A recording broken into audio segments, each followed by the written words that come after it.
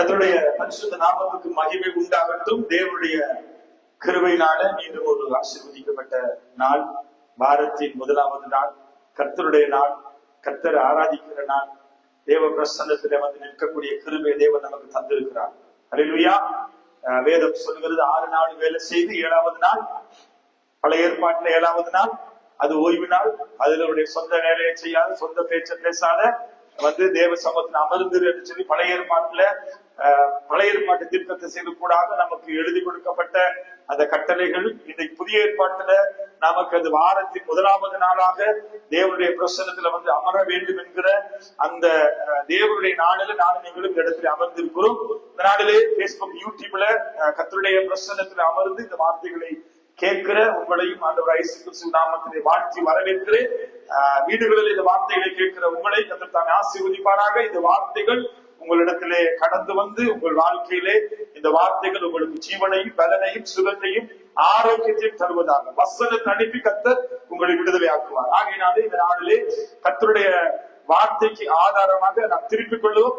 எரேமியா தீர்க்கதரிசி புத்தகம் 30வது அதிகாரம் அதனுடைய 17வது வசனம் வாசிக்க கேட்போம். எரேமியா 30:17 வேத புத்தகம் கொண்டு வந்தவர்கள் நீங்க எடுத்து அதை நீங்கள் கவனமாய் திருப்பி வார்த்தைகளை நீங்க கவனித்து அதை பார்க்கும்படியா உங்களிடத்திலே அன்பாய் கேட்கிறேன். வாசிக்க கேட்போம். அவர்கள் உன்னை விசாரிப்பற்ற சீயோன் என்று சொல்லி உனக்கு தள்ளுண்டவர் என்று பெயரிட்டபடியால் நான் உனக்கு ஆரோக்கியம் வர பண்ணி உன் காயங்களை ஆற்றுவேன் என்று கர்த்தர் சொல்லுகிறார். இந்த வசனங்கள் சொல்லுகிறது எரேமியா 30 அங்கே 17ல தெளிவா அந்த வார்த்தைகள் சொல்லுகிறது. நாம் கவனித்து பார்க்கலாம். அவர்கள் உன்னை விசாரிப்பாரற்ற சீயோன் என்று சொல்லி உனக்கு தள்ளுண்டவள் என்று பெயரிட்டபடியா. இன்றைக்கு இந்த வசனத்துல ஆண்டவர் அந்த சீயோன் என்று சொல்லி அந்த வார்த்தைகளை அதுல கவனிச்சு பார்க்கலாம். ஆண்டவராகிய தேவன் இந்த வார்த்தைகளில பேசும் பொழுது ஒருவேளை இந்த வசனத்தை கேட்கிற நீங்க ஏதோ ஒரு காரியத்துல தள்ளப்பட்டவர்களாய், ஒதுக்கி வைக்கப்பட்டவர்களாய், கைவிடப்பட்டவர்களாய், விசாரிப்பற்றவர்களாய், அல்லது ஏதோ ஒரு காரியத்துல நீங்க தூக்கி வீசப்பட்ட சூழ்நிலையில இந்த வார்த்தைகளை கேட்பீர்களானால் ஆண்டவர் இந்த நாளிலே உங்களை பார்த்து சொல்லுகிற காரியம் என்னவென்றால், இங்கே தெளிவாய் ஆவியானோட வசனம் சொல்லுகிறது. இந்த வசனங்கள் படி நான் உனக்கு ஆரோக்கியம் வர பண்ணி உன் காயங்களை ஆற்றுவேன் என்று கர்த்தர் சொல்லுகிறார். ஏதோ ஒரு இனம் தெரியாத ஒரு காரியத்தினால நீங்க பாதிக்கப்பட்டு அல்லது விலையிடப்பட்டு, கைவிடப்பட்டு, தூக்கி வீசப்பட்டு, நான் ஆரம்பத்திலே சொன்ன பிரகாரம் எல்லாராலும் மறக்கப்பட்டு, ஒதுக்கி வைக்கப்பட்டு, நீங்க வந்து எல்லாராலும் ஏற்றுக்கொள்ளாத ஒரு சகோதரியா, ஒரு குடும்பமாய் இந்த இடத்துல இந்த வார்த்தைகளை கேட்பீர்களானால் இன்றைக்கு ஆண்டவர் சொல்லுகிறாரு, நான் அப்படிப்பட்ட அந்த காயத்தை நான் கட்டி உங்கள் மன காயங்கள், மன கிளேசங்கள், மன பாரங்களை நான் அறிந்திருக்கிறேன். அவைகளிலே உனக்கு ஒரு சுகத்தை, ஆரோக்கியத்தை நான் வரப்பண்ணுவேன் என்று சொல்லி ஆண்டவர் இந்த நாட்டில் உங்களோடு கூட வாக்குத்தத்தம் பண்ணுகிறார். ஆகையினாலே உனக்கு ஆரோக்கியம் வரப்பண்ணி உன் காயங்களை ஆற்றுவேன் என்று சொல்லி கர்த்தர் சொல்லுகிறார். அநேக மனுஷனுடைய வார்த்தைகள் எத்தனை ஆறுதலை நமக்கு சொன்னாலும் நம்முடைய வேதனையான நேரங்கள்ல, துக்கமான காரியங்கள்ல, ஏதோ ஒரு நெருக்கத்துல நாம் போகும் பொழுது 1000-10,000 பேர் வந்து நமக்கு ஆறுதல் சொன்னாலும் அவைகள் நமக்கு எப்படி இருக்கும்? போதாதாய் காணப்படும். இன்னைக்கு ஆண்டவர் சொல்லுகிறாரு, நான் உனக்கு ஆரோக்கியம் வர பண்ணி. இன்றைக்கு ஆண்டவர் நமக்கு வாக்குத்தத்தம் கொடுக்கிறாரு, நான் உனக்கு ஆரோக்கியம் வர பண்ணி உன் காயங்களை ஆற்றுவேன் என்று சொல்கிறதை நாம் கவனித்து பார்க்கலாம். தொடர்ந்து நாம் வாசிக்க கேட்போம். சகரியா புஸ்தகம் 1-3 வசனங்களை நாம் வாசிக்க கேட்போம். சகரியா 1 அதிகாரம் அதனுடைய 3வது வசனம்.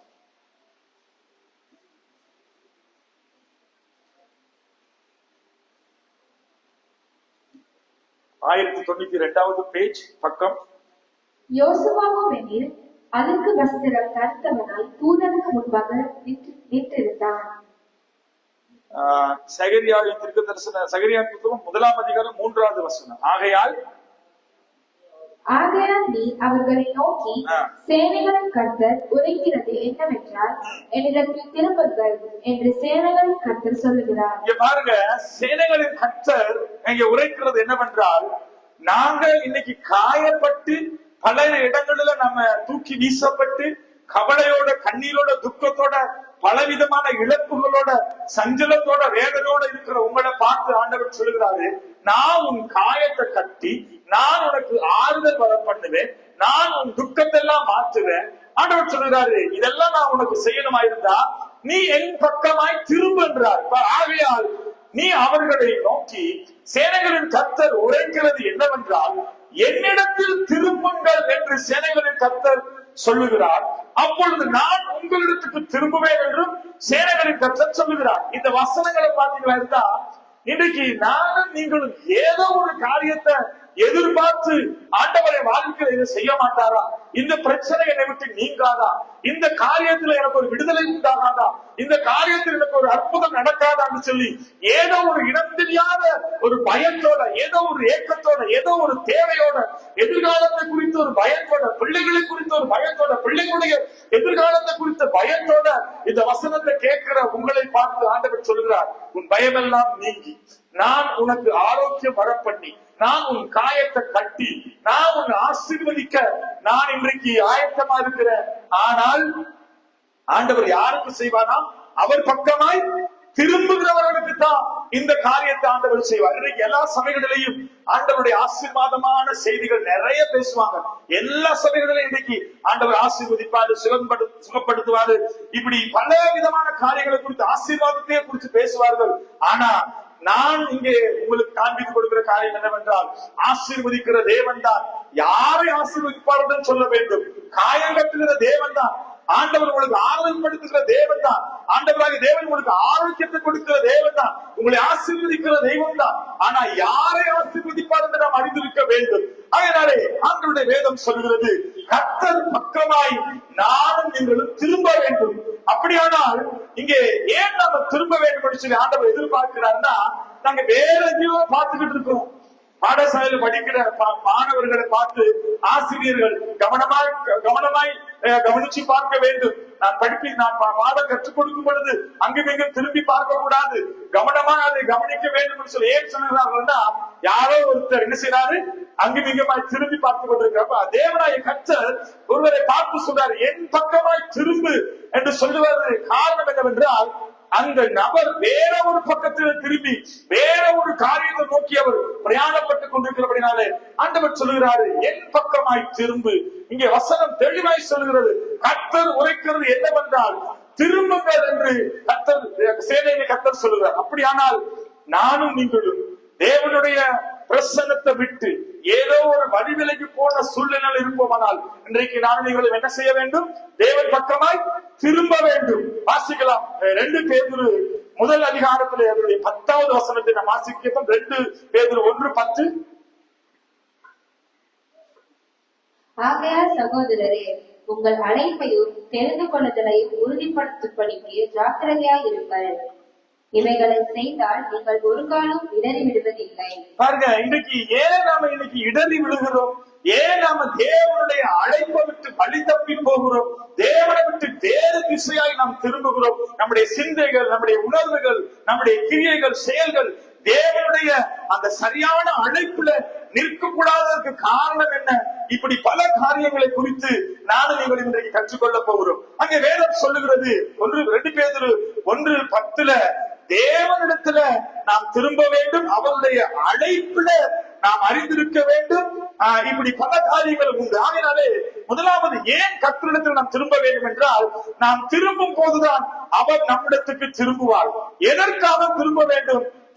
நானும் நீங்களும் பாருங்க, நாம் திரும்பினால்தான் அவர் நம் பக்கமாய் திரும்புவாராம். வேதம் சொல்லுகிறது, நீ என்னை மறந்தால் நான் உன்னையும் உன் பிள்ளைகளையும் மறப்பேன், என் வேதத்தை மறக்க கூடாதுன்னு சொல்லி பல இடத்துல வேதத்தை நாங்கள் வாசித்து பார்க்கிறோம். அதனாலே இந்த காலையில் இந்த வசனத்தை கேட்கிற நானும் நீங்களும் நாம காயம் கற்றப்பட வேண்டுமா இருந்தால், நமக்கு ஆரோக்கியம் பெற வேண்டுமா இருந்தால், அல்லது தேவன் நம்முடைய அழைப்புல நாம் நின்று அதிலே நாம் ஓட வேண்டுமா இருந்தால், இன்றைக்கு ஆண்டவர் நம்மை பார்த்து சொல்கிறார், அவருடைய பக்கமாய் திரும்பும்படியாய். இந்த 2026வது ஆண்டு தொடங்கி இருக்கிறது. இன்றைக்கு நானும் நீங்களும் ஆண்டவர் நம்ம அழைத்த அழைப்புல தரிசனத்துல தேவனாய் கர்த்தர் நம்மை தெரிந்து கொண்டதன் நோக்கத்துல நம்முடைய பிரயாணங்கள் சரியாய் காணப்படுமானால் நாம் என்ன செய்யப்படுவோம்? ஆசீர்வதிக்கப்படுவோம். அதனாலே ஏன்னா ஏற்கனவே நாம் வேற ஒரு காரியத்துக்குள்ளே நாம் நிற்கிறதுனால அல்லது போகிறதுனால ஆண்டவர் சொல்லுகிறாரு திரும்பும்படியா சொல்லுகிறார். ஆகையினாலே திரும்பும்படி நாம் அந்த காரியத்திலே அல்லது அந்த இடத்திலே நாம் அங்கே திரும்பி வர வேண்டும். ஒரு யூ டர்ன் நாம எடுக்க வேண்டியதா இருக்கிறது. ஏன்னா ஆண்டவர் சொல்லுறாரு, நான் வச்ச இடத்துல, நான் அழைத்த அபிஷேகம் பண்ணி உன்னை வச்ச இடத்துல நீ இல்லாததுனால, வேற எங்கேயோ இருக்கிறதுனால ஆண்டவர் சொல்லுறாரு திரும்பவும் என்னிடத்திலே வாழ்ந்து சொல்லி ஆண்டவர் அங்கே அழைக்கிறது நாம் பார்க்கிறோம். அதனாலே வேதத்துல நம்பிக்கையுடைய சிறைகளே அரணுக்கு திரும்புங்கள், வெட்டிப்பான நன்மையை தருவேன் என்று சொன்ன ஆண்டவர், நாம் திரும்பும் பொழுதுதான் நம்முடைய காயங்களை அவர் கட்டி நமக்கு அவர் ஆரோக்கியம் வர பண்ணி அவர் நம்மை ஆசீர்வதிக்கக்கூடிய தேவனா இருக்கிறார். அதனாலே இந்த 2 பேதுரு 1:10 நாம் வாசிக்கிறோம், உங்கள் அழைப்பை தெரிந்து கொள்வதையும் உறுதிப்படுத்திக் கொள்ளுங்கள். நம்மிலே ஒருவரும் சொல்ல முடியாது நானும் நீங்களும் சுயமாய் இந்த இடத்துல வந்து அமர்ந்து இருக்கிறோம் அல்லது நான் விரும்பி வந்தேன் என்று சொல்ல முடியாது. ஏதோ ஒரு நிர்பந்தமான சூழ்நிலையில நாம் வாழ்ந்தோம், ஏதோ ஒரு பிரச்சனையில நாம் இருந்தோம், ஏதோ ஒரு தேவையோடு நாம் இருந்தோம், ஏதோ ஒரு குறைவோடு இருந்தோம். கர்த்தர் நம்ம என்ன செய்தார்?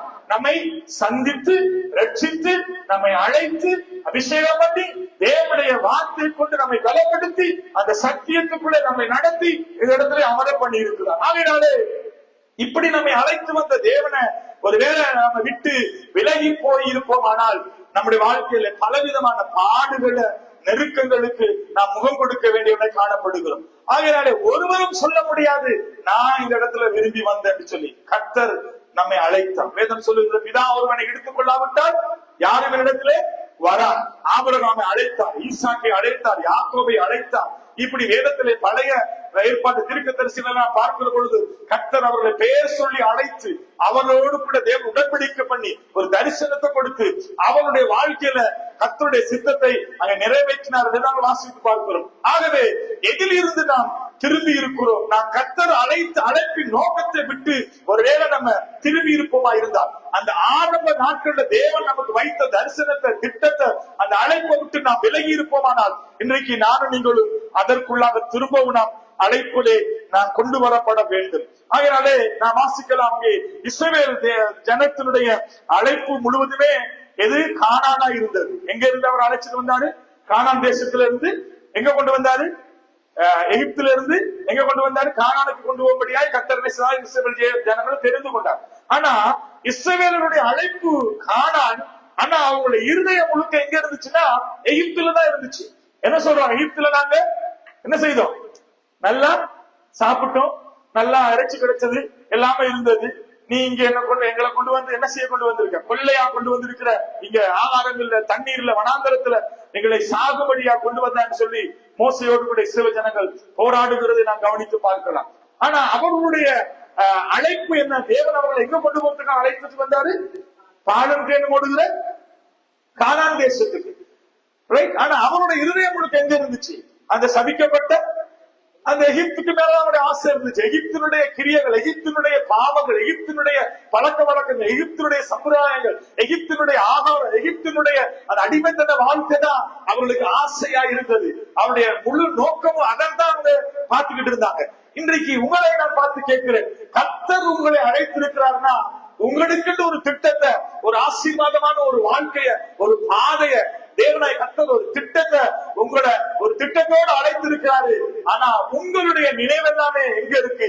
பழைய வாழ்க்கையை திரும்பி பார்த்துட்டு, பழைய காரியங்கள், பழைய வாழ்க்கை, பழைய பாவத்தை அல்லது பழைய காரியங்கள், பழைய உறவுகள், பழைய கிரியைகள், பழைய செயல்கள், பழைய நினைவுகள், பழைய சுபாவத்தோட இன்னைக்கு நாம் ஒருவேளை தேவனுடைய அந்த அழைப்பை விட்டு நாம் வழி விலகி போயிருப்போமானால் ஆண்டவர் சொல்லுகிறாரு, என்ன சொல்றாரு? திரும்பவுமாக அவருடைய அழைப்பினுடைய தரிசனத்துக்குள்ள, திட்டத்துக்குள்ள, சித்தத்துக்குள்ள உன்னை திரும்பும்படியே ஆண்டவர் சொல்லுகிறார். இந்த இடத்துல இருக்கிற அருமையான சகோதரி, என்ன பேர்? காயத்ரியை நான் இன்னைக்கு பார்த்ததோட எனக்கு ரொம்ப சந்தோஷமா இருந்துச்சு. இந்த இடத்துல காயத்ரிக்கு ஆண்டவர் ஒரு தீர்க்க தரிசன வார்த்தையை சொன்னார். அம்மா உனக்கு ஞாபகம் இருக்கா? ஒரு தீர்க்க தரிசனமான ஒரு வார்த்தையை சொன்னாரு. அவளுடைய வாழ்க்கையில கர்த்தர் ஒரு காரியத்தை நான் வச்சிருக்கிறேன், அதுல இருந்து பிசாசு உன்னை கன்வெர்ட் பண்றதுக்கு அல்லது அந்த தேவன் உனக்குன்னு வைத்திருக்கிற அந்த ஆசீர்வாதமான அந்த வாழ்க்கையை கெடுக்கும்படிக்கு பிசாசாகிய சத்துரு பல விதத்துல போராடிக்கிட்டு இருக்கிறான். அம்மா நீ அதுக்கு இடம் கொடுக்காத, வாலிப பிள்ளை, நீ தேவனுக்குள்ள உன்னை நிலைச்சு நில்லு, ஆண்டவர் உன்னை ஆசீர்வதிப்பார், உன் குடும்பத்துக்கு நீ ஆசீர்வாதமா இருப்ப அப்படின்னு சொல்லி பல காரியங்களை நான் ஒரு வருடத்துக்கு முன்பதாக அந்த மகளை பார்த்து நான் சொன்னேன். அந்த சூழ்நிலைமைகளை சொல்லும் பொழுது அந்த மகள் அதை சந்தோஷமா ஏற்றுக்கொண்டார். ஆனா கடந்த ஒரு வருஷ காலமா தேவ சமூகத்துல வராம விட்டுட்டாங்க. ஆனா இன்னைக்கு இந்த வார்த்தை இன்னைக்கு அவ வருவானே நான் எனக்கு தெரியாது. ஆனா ஆண்டவர் பார்த்து சொல்றாரு, நீ திரும்பு. ஏதோ யாரு பக்கமா திரும்ப சொல்றாரு? தேவன் உன்னை அழைத்தது, அபிஷேகித்தது, உனக்குன்னு வைத்திருக்கிற நோக்கம், திட்டம், இன்னைக்கு ஆண்டவர் அதை நிறைவேற்றி முடிப்பதற்கு அவர் ஆயத்தமா இருக்கிறாரு. ஆகையினால தேவனுடைய அழைப்புக்குள்ள, தேவனுக்குள்ள வைத்திருக்கிற தரிசனத்துக்குள்ள திரும்பும்படியாக ஆண்டவர் இன்னைக்கு அந்த மகளை பார்த்து பேசுறாரு. ஆனா இன்னொரு பக்கத்துல சந்தோஷமா இருக்கு, அவ போனா ஒரு ஆளா, வரும்பொழுது 2 பேரோட வந்திருக்கான். ஆகையினால ஆண்டவர் இந்த ஒரு வருஷ காலமும் அவ கடவுளை விட்டு பின்வாங்கி இருந்தாலும், ஆனா அவங்க திரும்ப தேவனை தேடி வரும்பொழுது சும்மா வரல, இன்னும் ஒரு ஆத்மாவோட, தனக்கு ஒரு துணையோட 2 பேருமா சேர்ந்து வந்திருக்கிறத நான் பார்க்கும் பொழுது எனக்கு அந்த மனமகிழ்ச்சியா இருக்கிறது. ஆகையினால கர்த்தர் அந்த மகளுக்கு கொடுத்த வாக்கு தத்தத்துல ஒரு உண்மை உள்ளவரா இருக்கிறார். அநேக காரியங்களை நான் அவளுக்காக ஜெபிக்கும் பொழுது கர்த்தர் என்னோட உள்ளத்துல பேசினார். அதெல்லாம் ஆண்டதுக்கு ஞாபகத்துல கொண்டு வரார். அதெல்லாம் இங்க எனக்கு சொல்வதற்கு நேரம் இல்லை. ஆனா அவளுடைய வாழ்க்கையில கர்த்தர் ஒரு மனம் திரும்புதல, தேவன் பக்கமாய் திரும்புகிற ஒரு காரியத்தை இந்த இடத்துல நான் இருந்து உணர்கிறேன். கர்த்தர் உங்களை ஆசீர்வதிப்பார். உங்க வாழ்க்கையில் இருக்கிற எல்லா காயங்களை கர்த்தர் கட்டுவார், ஆரோக்கியம் வர பண்ணுவார், உங்களை ஆண்டவர் தடை நிமிடம் பண்ணுவார். ஆவியானவர் உங்களோடு கூட இருந்து செய்கிற காரியங்கள் பயங்கரமா இருக்கும். இனி வரும் காலங்கள் மனமகிழ்ச்சி, சமாதானம், சுகம், ஆரோக்கியமான காலங்களாய் காணப்படும். கர்த்தரோடு கொடுத்து பெரிய காரியங்களை செய்வார் என்பதை தேவ பிரசன்னத்திலிருந்து நான் வாக்குத்தத்தமாய் உனக்கு நான் தருகிறேன். ஆகையினாலே ஆண்டவருடைய நோக்கம் என்ன? நமக்கு ஒரு திட்டத்தை வச்சிருக்காரு. அதற்காகத்தான் தேவன் நம்ம அடைச்சிருக்காரு. இஸ்ரவேல் ஜனங்களுக்கு ஒரு திட்டம் இருந்தது, கானான். ஆனா அவனுடைய இருதயம் உங்களுக்கு எங்க இருந்துச்சுன்னா எகிப்துலதான் இருந்துச்சு.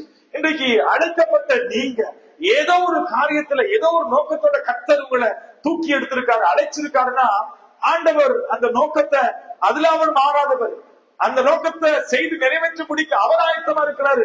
நாங்க தான் இன்னைக்கு என்னல்ல ஆயத்தமா இல்ல. போன வாரத்துல கூடி நானும் என்னோட மனைவி பேசிக் கொண்டிருக்கும் பொழுது தொட்டலங்க பகுதியில நாங்க ஒரு பெரிய கூட்டத்தை நடத்தினோம். அந்த கூட்டத்துல ஒரு சகோதரனை சந்திச்சோம். அவர் எங்களுக்காக ஜெபிக்கும்படியா கேட்டிருந்தாரு. ஆனா அத்தனை துண்டு பிரதி கொடுத்த கிட்டத்தட்ட 200 புதிய ஏற்பாடு பைபிள் நாங்க இஷ்யூ பண்ணோம். கிட்டத்தட்ட 2500 ஹேண்டில்ஸ் நாங்க கொடுத்தோம். அதுல அத்தனை துண்டு பிரதிக்கும் பெருமதியான ஒரே ஒரு குடும்பத்தை கர்த்தர் தந்தாரு. அந்த சகோதரன் எங்கள்கிட்ட சொன்னாரு, ஐயா எனக்காக ஜெபம் பண்ணுங்க, என் மகனுக்காக ஜெபம் பண்ணுங்க, எங்க வீட்டுக்கு வாங்க, கண்டிப்பா நீங்க வரணும் என்று சில நம்பர் எடுத்துட்டு போய் அவங்க எங்களோட கூட தொடர்பு கொண்டாங்க. 2500 துண்டு பிரதிகள், 200 வேதாகமத்தை கொடுத்து கிட்டத்தட்ட 5 மணி நேரங்கள் சுவிசேஷத்தை பிரசங்கித்தோம். ஆனா ஆண்டவர் அங்க தேவனுடைய திட்டம் இருந்துச்சு. என்னன்னா அருமையான தாயார் அவங்க இன்னைக்கு எங்களோடு கூட இருக்கிறாங்க, மகள். அந்த குடும்பத்துல இன்னும் பல குடும்பங்களை சந்திக்க ஒரு நல்ல உறவை ஆண்டவர் தந்தார். ஆகையினால இதை எல்லாத்தையும் நாங்க பார்க்கும் பொழுது கர்த்தர் யாராவது ஒருத்தரை தேவனை கர்த்தர் சந்திச்சாருன்னா, அல்லது அவரை தெரிந்து கொண்டாருன்னா, ஆண்டவர் அவர்களை இழுத்து கொண்டாருன்னா ஒரு நோக்கம் இருக்கிறது, ஒரு திட்டம் இருக்கிறது. இன்றைக்கு அந்த திட்டம் தான் என்னங்கிறதான் நான் நீங்கள் என்ன செய்ய வேண்டும், அறிந்து கொண்டு அதுல நாங்க நடக்க வேண்டும். ஆகையினாலே அம்மா உங்களை பார்த்து நான் சொல்றேன், ஆண்டவர் உங்களோட வாழ்க்கையிலும் உங்களுடைய பிள்ளைகளுடைய குடும்பத்துடைய வாழ்க்கையிலும் ஒரு திட்டத்தோட இங்க உங்களை அமரம் பண்ணியிருக்கிறார். உங்களுக்கு பின்னால எங்களுக்கு அறிமுகமான எல்லா குடும்பத்திலும் ஒரு திட்டம் இருக்கு. அதனால இந்த திட்டத்துக்குள்ள நம்ம அதை சரியா அதுக்குள்ள நம்ம நடக்கும் பொழுது பெரிய காரியங்களை ஆண்டவர் நம்முடைய வாழ்க்கையில செய்கிறதை நாம் அறிந்து கொள்ள முடியும். ஆகையினாலே நம்முடைய அழைப்பு இன்னைக்கு உறுதிப்படுத்திக் கொள்ள வேண்டும். ரட்சிக்கப்பட்டவர்கள் தான், அங்கே ரட்சிக்கப்பட்டவர்களை பார்த்து ஆண்டவர் சொல்கிறாரு, முடிவு பரியந்தம் நிலைத்து நிற்கிறவனே ரட்சிக்கப்படுவான். ஆண்டவர் நம்மை பார்த்து சொல்கிறாரு, இந்த ரட்சிப்பை நீ முடிவு பரியந்தம் காத்துக்கொள்ள வேண்டும். அங்கே விழுந்து போவதோ அல்லது சோர்ந்து போவதோ அல்லது தேவனை மறுதலிக்கிறதோ அல்லது தேவனை விட்டு வேத பக்கமாய் திரும்புவதோ, தேவனை விட்டு விலகி போகிறதோ அல்லது தேவனுடைய பிரசன்னத்துல இருந்து நாங்கள் விழுந்து போகிறதோ, இப்படி காரியங்கள் இல்லாதபடிக்கு தேவனாய கர்த்தர் நம்மை ரட்சித்தார், அழைத்தார். ஆகையினாலே இந்த காலங்களில நாம் நீங்களும் ஆண்டவரை பார்த்து கேட்க வேண்டும், ஏன் ஆண்டவரே இன்றைக்கு என்னுடைய வாழ்க்கையில இப்படிப்பட்ட காயங்கள், ஏன் இப்படிப்பட்ட குழப்பங்கள், இப்படிப்பட்ட சமாதானம் இல்லாத சூழ்நிலைகள், குறைவுகள், இப்படிப்பட்ட கண்ணீர், இப்படிப்பட்ட துக்கங்கள், சஞ்சலங்கள், இப்படி பிள்ளைகளுடைய வாழ்க்கையில ஏன் ஆசீர்வாதம் இல்ல, எதிர்காலங்கள் ஏன் இவ்வளவு கேள்விக்குறியா இருக்குது, இப்படி பல காரியங்களை குறித்து நீங்க ஆண்டவரிடத்துல கேட்பீர்களா இருந்தால், ஆண்டவராகிய தேவனாகிய கர்த்தர் உங்களை ஏன் அழைத்தார், எதற்காக அழைத்தார், எதற்கு நீங்க கர்த்தருக்கு தேவை, இந்த இடத்துல வந்து அமர்ந்திருக்கிறது இருதாவாய் சும்மாவா கிடையாது. உங்க மேல ஒரு நோக்கத்தை வைத்திருக்காரு, ஒரு திட்டத்தை வைத்திருக்காரு. உங்களை எல்லாம் ஆண்டவர் இணைச்சிருக்காருன்னா ஆண்டவர் ஒரு நோக்கத்தோட. சகோதரன் யோசப்பும் சகோதரி மேரியும் பல ஆண்டுகளாக திருச்சபைக்கு போகாம இருந்தாங்க. தேவனுடைய கிருபை இன்னைக்கு அவங்களை திரும்பவும் என்ன செய்திருக்கிறது, அவருடைய பாதத்துல இழுத்து கொண்டு வந்திருக்கிறது. எத்தனை ஆண்டு, கிட்டத்தட்ட எத்தனை வருஷம், எத்தனை வருஷம்? 6 வருஷம் ஆண்டவருடைய சமூகத்துக்கு போகாம இருந்தாங்க. ஆனாலும் ஆண்டவர் அவங்க என்ன செய்யலன்னா அவங்கள கைவிடல. ஆண்டவர் சொல்றாரு, ஆதியில இருந்து அன்பை விட்டா என்று ஒரு பேர் எனக்கு குறை உண்டு சொல்லி ஆண்டவர் அவரோடு கூட பேசி திரும்பமா தேவ சமூகத்துல வந்து அமர்ந்து கர்த்தருக்காக நிற்கக்கூடிய, வாழக்கூடிய, ஓடக்கூடிய அபிஷேகத்தை கர்த்தர் கொடுத்து அவர்களை பலப்படுத்தி திரும்பவுமா அவருடைய சமூகத்துல கர்த்தர் கொண்டு வந்திருக்கிறார். அப்படின்னா இன்னைக்கு நிறைய பேர் தேவன் பக்கமாக என்ன செஞ்சிருக்கிறீங்க, திரும்பி இருக்கிறீங்க. அல்லேலூயா, திரும்பி இருக்கிறீங்க தானே. ஆண்டவர் இன்னைக்கு சொன்ன முதல் வார்த்தை, என் பக்கமாய் திரும்புங்கள். இன்னைக்கு தேவன் பக்கமாய் பலர் திரும்பி இருக்கிறீங்க. தேவன் உங்களை திரும்ப ஆண்டவர் கொண்டு வந்திருக்காரு. எதுக்குன்னு தெரியுமா? அதான் இன்னைக்கு நம்ம கற்றுக்கொள்ள போறோம். ரைட்? புதுசா ஆண்டவர் புதுசா அந்த இடத்துல வந்து அமர்ந்திருக்கிறீங்களா இருந்தா ஆண்டவர் ஒரு நோக்கத்தோட கொண்டு வந்திருக்காரு. அல்லது தேவனை விட்டு ஒருவேளை நாங்க விழுந்து போய் பின்வாங்கி போய் நம்ம திரும்பவும் கர்த்தர் நம்மளை கொண்டு வந்திருக்காங்க, அதுக்கு ஒரு நோக்கம் இருக்கு. அதனால தேவனுடைய திட்டமும் நோக்கம் என்ன செய்யாது, மாறாது. அவர் போட்டா ஒரு பிளான் தான், அவர் அழைச்சா ஒரு நோக்கத்தோட தான் அழைப்பு. அவர் ஐயோ நான் உனக்கு இதுக்காகத்தான் அழைச்சேன், நீ இதை விட்டு இதை பண்ணி சொல்லி கொடுக்க மாட்டார் ஆண்டவர். புரியுது? ஆண்டவர் எதுக்கு அழைச்சாரோ அது கரெக்டா இருக்கு, அவருடைய அழைப்பு சரியா இருக்கு. நாம தான் என்ன செய்யணும், சில நேரங்கள்ல அழைப்பை விட்டு விலகி போகிறோம். அதனால நான் தொடர்ந்து வாசிக்கலாம். ஏசாயா தீர்க்கதரிசி புத்தகத்துல 43ஆம் அதிகாரம் 21வது வசனம் 3 காரியங்களை ஆண்டவராகிய தேவன் கர்த்தராகிய இயேசு கிறிஸ்து நம்மை தேவன் எதற்கு ஏற்படுத்தினார், எதற்காக நம்ம அழைத்தார் என்கிற ஒரு 3 காரியத்தை சொல்லி நான் வேகமா ஜெபிக்க விரும்புகிறேன். வாசிக்கலாம். ஏசாயா 43:21. இந்த ஜனத்தை எனக்கென்று ஏற்படுத்தினேன், இவர்கள் என் துதியை சொல்லி வருவார்கள். ஆண்டவர் எதுக்கு நம்மளை ஏற்படுத்தினாரா? எதற்கு நீங்க எல்லாம் அழைக்கப்பட்டிருக்கிறீங்க?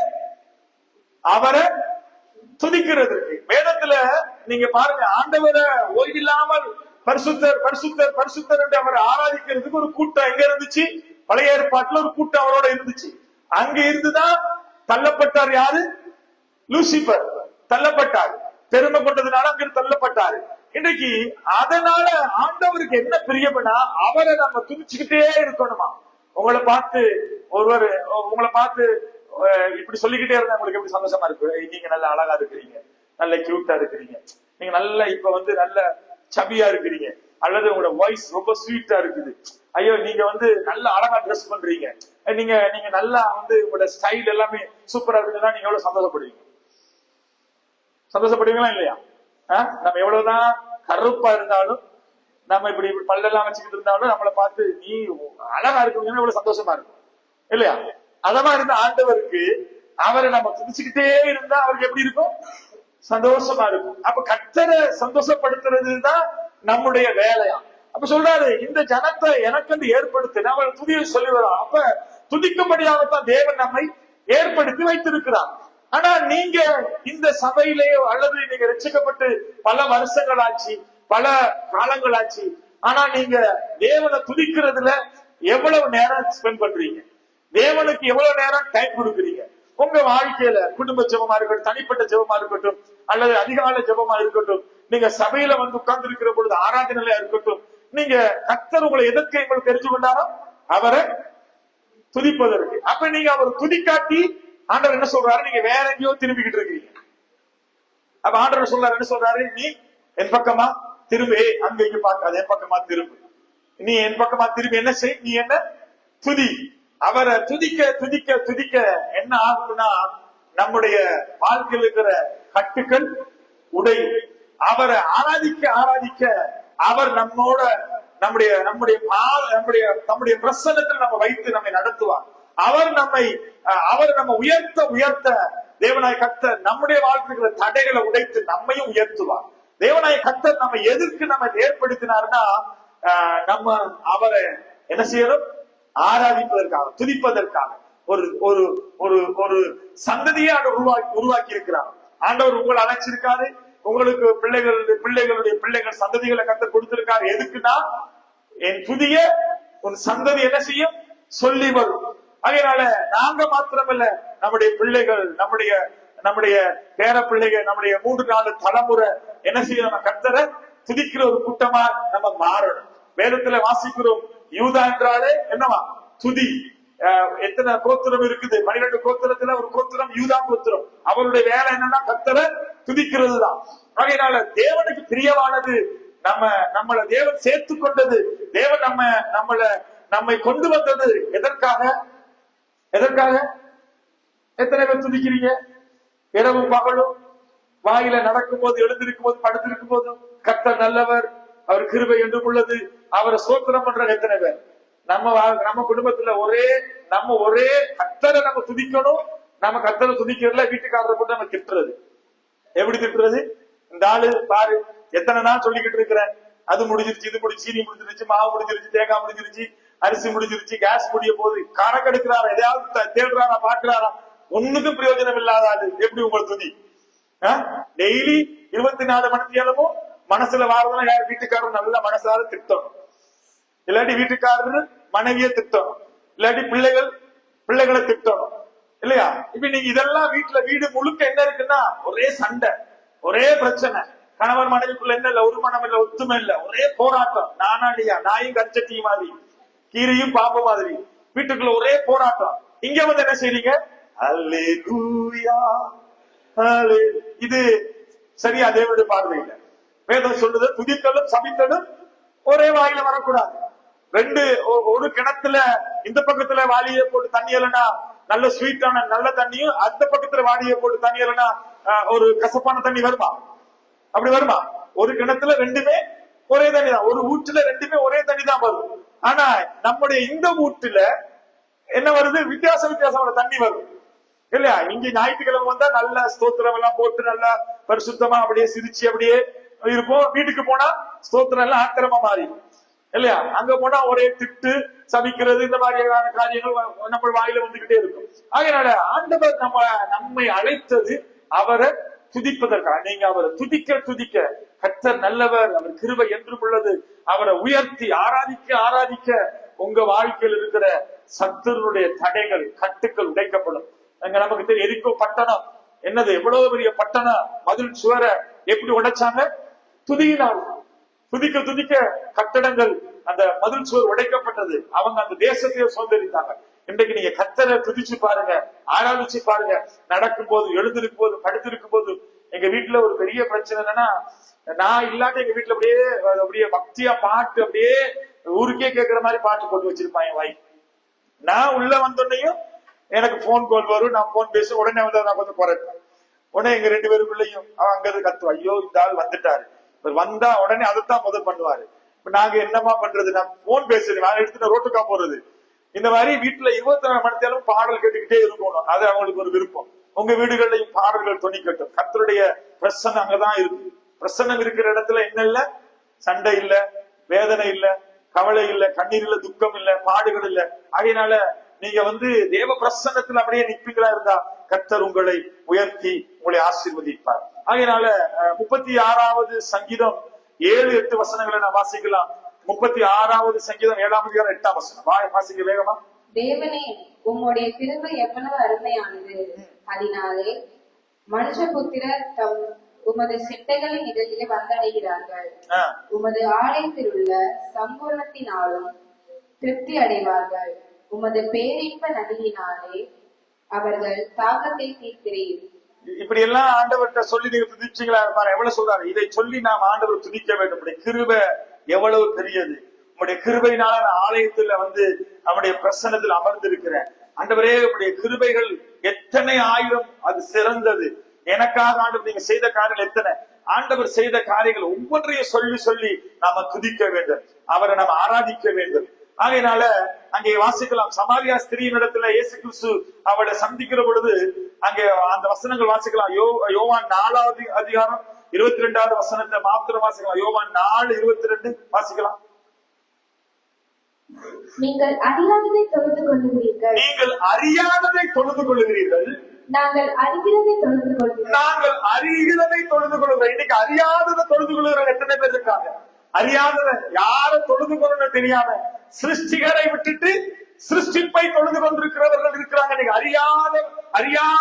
அறியாமையினால தொழுது கொள்கிறாங்க. சிருஷ்டிகர் யாரு?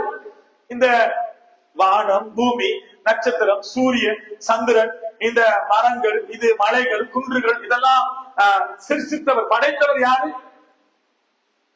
யாரு படைத்தது? கர்த்தராகிய இயேசு கிறிஸ்து. இப்ப பாருங்க, படைத்தவரை விட்டுட்டு படைப்புக்களை தொழுது கொண்டுகிட்டு இருக்காங்க இல்லையா? சூரிய நமஸ்காரம் பண்றாங்க இல்லையா? மரங்களை, இந்த மாதிரி மலைகளை, இப்படி பல காரியங்கள் உண்டு. இன்னைக்கு வேதம் சொல்லுகிறது, நீங்க அறியாதவைகளை தொழுது கொள்றீங்க. வாசிக்கலாம் சாயி திரும்ப அந்த வசனத்தை.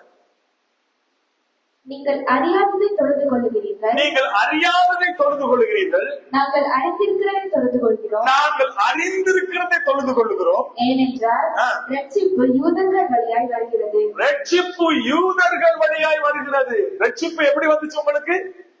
யூதர்கள் வழியா. யூதர்கள் யாருன்னா யூதா கோத்திரம். யூதர்கள் தேவனை எப்பவுமே ஓய்வில்லாமல் தொழுது கொன்ற ஒரு தேவனை ஆராதிக்கிற ஒரு கூட்டம். அப்ப ரட்சிப்பு உங்களுக்கு யார் வழியாய் வந்தது? யூதர்கள் வழியாய் வந்தது. அப்ப யூதர்கள் வழியா உங்களுக்கு ரட்சிப்பு வந்தா, யூதர்களுடைய யூதா கோத்திரத்தினுடைய சுபாவம் என்ன? அவர்கள் தேவன் என்ன செய்வாங்க? தொழுது கொண்டே இருப்பாங்க, துதிச்சுக்கிட்டே இருப்பாங்க. அவர்கள் வழியாய் நீங்க ரட்சிக்கப்பட்டீங்கன்னா ஏன் நீங்க துதிக்க மாட்டேங்கிறீங்க? ஹல்லேலூயா. அப்படின்னா நீங்க வேற யாரோட வழியில நீங்க ரட்சிப்புல வந்திருக்கீங்க இல்லையா? நம்ம சொல்லுவோம் இல்லையா, பாரு அப்பா மாதிரியே இருக்கான் பேச்சு நட கூட, ஏன்னா அவன் அப்பா பிள்ளை. அப்ப நீங்க யூதர்கள் வழியா இந்த ரட்சிப்புகளை வந்தீங்களா இருந்தா யூதர்களுடைய அந்த சுபாவம், குணங்கள் நமக்குள்ளே காணப்பட வேண்டும். அதனாலே இன்றைக்கு ஆண்டவர் நம்மை பார்த்து சொல்லுகிறாரு, நான் உங்களை எனக்கென்று ஏற்படுத்தினேன், நீங்கள் என் துதியை சொல்லி வருவீர்கள். இப்ப நீங்க சொல்லுங்க, கர்த்தர் உங்களை எதிர்ப்பு ஏற்படுத்தினார், நீங்க என்ன பண்ணிக்கிட்டு இருக்கீங்க? நீங்க எவ்வளவு நேரம் கர்த்தரை துதிக்கிறீங்க? உங்க வீடுகள்ல தனிப்பட்ட நேரம் எடுத்து, அல்லது நீங்க பாடல்களை பாடி கர்த்தருடைய சமூகத்துல இங்கெல்லாம் வந்தா ஒரு தள்ளு ஸ்டார்ட் தான். ஆராதனை வந்தா கையை ஊத்து, கைய தூக்கு, கண்ணை மூடு, தலையை உயர்த்து, சத்தத்தை உயர்த்து, வாயை தர, ஆண்டவரை துதி, நன்றி செலுத்து. இப்படியே நான் இப்படியே தள்ளி தள்ளி ஸ்டார்ட் பண்ணி விடும். அல்லேலூயா. தள்ளு ஸ்டார்ட் தான் இங்க எல்லாமே. நான் கேக்குறேன், நீங்களா அப்படியே நாங்கெல்லாம் இந்தியாவில எல்லாம் ஆராதனைகளை போய் பார்த்துட்டு வந்தோம். அதெல்லாம் எனக்கு கொடுப்பாங்க மெசேஜுக்கும் வொர்ஷிப்புக்கும் சேர்த்து ஒரு 45 மினிட்ஸ் மேக்சிமம் 1 hour கொடுப்பாங்க. அப்ப அவங்க சொல்லுவாங்க, ஐயா ஒரு சின்ன வொர்ஷிப் பண்ணிட்டு அப்புறம் செய்திக்கு போவோம் சார். இப்ப நான் மேல ஏறி மைக் எடுத்துட்டு ஒரு பாட்டு படிச்சா அந்த பாட்டுக்கே ஜனங்கள் துதிச்சுக்கிட்டே இருப்பாங்க. அரை மணி நேரம் நிப்பாட்டே வேளாது. நான் பாப்பேன், என்னடா இது, நிப்பாட்ட முடியாத அளவுக்கு துதிப்பாங்க. அப்படி ஸ்தோத்திரம் பண்ணுவாங்க, கையை தட்டி ஆவியில நிறைஞ்சு அப்படி அபிஷேகத்தை நிரம்புவாங்க. எனக்கு இப்படியே நெஞ்செல்லாம் பொக்குன்னு இருக்கேன், எனக்கு டைம் போய்கிட்டு இருக்கு, செய்திக்கு எனக்கு டைம் போதாது. அந்த மாதிரி துதிக்கிற ஒரு கூட்டத்தை நான் இந்தியா தேசத்துல பார்த்தேன். பெண்கள் எல்லாம் அவ்வளவு ஆண்டவர் துதிப்பாங்க. ஆனா இலங்கையில எல்லாமே நம்ம அளவாக போட்டு கிண்டணும் இல்லையா? சாட்சிக்கு கிண்டணும், சாட்சி கேட்கறதுக்கே நான் அழணும், ஐயா கொடுங்க சாட்சியா இருந்தா சொல்லுங்க, காலை விழுது கெஞ்சணும் இல்லையா? நான் கேட்கிறேன்னா, இப்ப நாம அப்படி இல்லாம நம்ம நல்ல ஆண்டவரை துதிக்கிற ஒரு கூட்டமா நாங்க மாறணும். அல்லேலூயா. நீங்க துதிக்காதனாலதான் நீங்க என்ன செய்றீங்க, உங்க காயங்கள் எல்லாமே எப்படி இருக்குது? ஆறாத காயங்களா காணப்படுகிறது. ஆண்டவர் சொல்றாரு, ஆரோக்கியம் வரப்படுவாங்க, உங்களை சுகப்படுத்துவாங்க, ஆசீர்வதிப்பாரா. ஆண்டவருடைய வார்த்தை அழகா நமக்கு சொல்லுகிறது, அவர் நம்முடைய ஆரோக்கியம் வர பண்ணி காயத்தை கட்டுவன்னு சொல்றாரு. அப்படின்னா ஆண்டவரை நம்ம துதிக்க ஆரம்பிக்க வேண்டும். இரண்டாவது வாசிக்கலாம், யோவான் எழுதின சுவிசேஷம் 15வது அதிகாரம் அதனுடைய 16வது வசனம். யோவான் 15:16. நீங்கள் என்னை தெரிந்து கொள்ளவில்லை, நீங்கள் என்னை தெரிந்து கொள்ளவில்லை, நான் உங்களை தெரிந்து கொண்டேன், நான் உங்களை தெரிந்து கொண்டேன். நீங்கள் என் நாமத்தினாலே பிதாவை கேட்டுக்கொள்வது எதுவோ, நீங்கள் என் நாமத்தினாலே பிதாவை கேட்டுக்கொள்வது எதுவோ அதை அவர் உங்களுக்கு கொடுக்கத்தக்கதாக நீங்கள் போய் கனி கொடுக்கும் படிக்கும், உங்கள் கனி நிலைத்திருக்கும் படிக்கும் நான் உங்களை ஏற்படுத்தினேன். ஆண்டவருடைய வேதம் சொல்கிறது, நீங்கள் என்ன தெரிவு செய்யல, நான் உங்களை தெரிந்து கொண்டேன். அந்த வசனத்தை கொஞ்சம் அழகா நம்ம கவனிச்சு நம்ம இன்னும் கொஞ்சம் தியானிச்சு நம்ம ஜெபிக்க போறோம். யோவான் 15:16 ஆண்டவருடைய வார்த்தை சொல்கிறது. 15 பாருங்க, நீங்கள் என்னை தெரிந்து கொள்ளவில்லை, நான் உங்களை தெரிந்து கொண்டேன். நீங்கள் என் நாமத்தினால பிதாவை கேட்டுக்கொள்வது எதுவோ அதை அவர் உங்களுக்கு கொடுப்பதற்காக நீங்கள் போய் கனி கொடுக்கும்படி நான் உங்களை கனி கொடுக்கும்படிக்கு நான் உங்களை ஏற்படுத்தினேன். இப்ப ஆண்டவர் தான் உங்களை தெரிவு செய்தாராம். நான் ஏற்கனவே சொன்னேன், நீங்க யாருக்கும் சுயமா நீங்க வரல.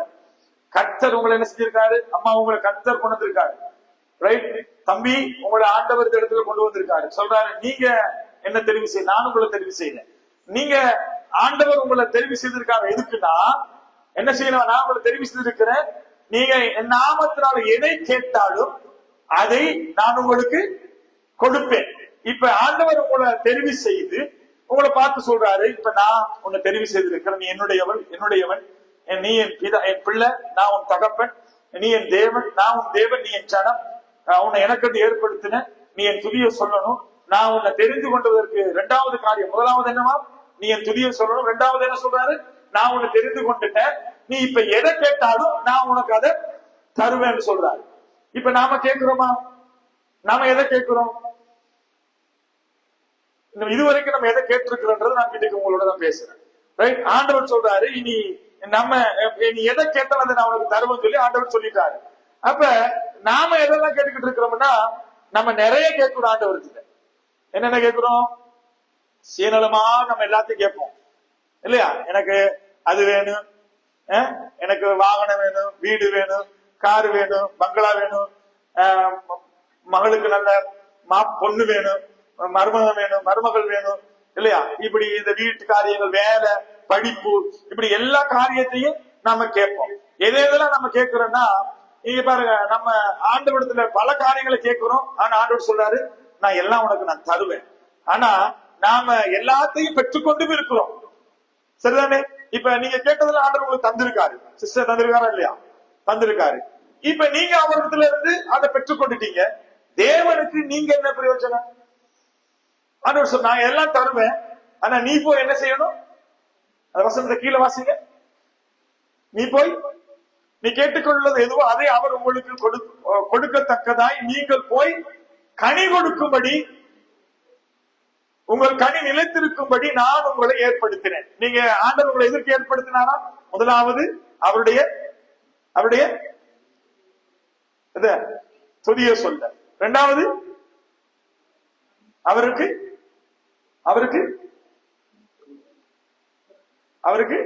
வசனத்தை பார்த்து சொல்லுங்க, வாசித்து சொல்லுங்க. கையில பைபிள் தானே வச்சிருக்கீங்க. எதுக்கு உங்களை ஏற்படுத்தினாராம்?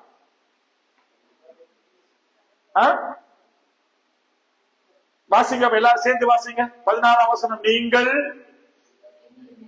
வாசிங்க. நீங்கள் இல்ல, எல்லாரும் சேர்ந்து வாசிங்க சத்தமா. 4:16.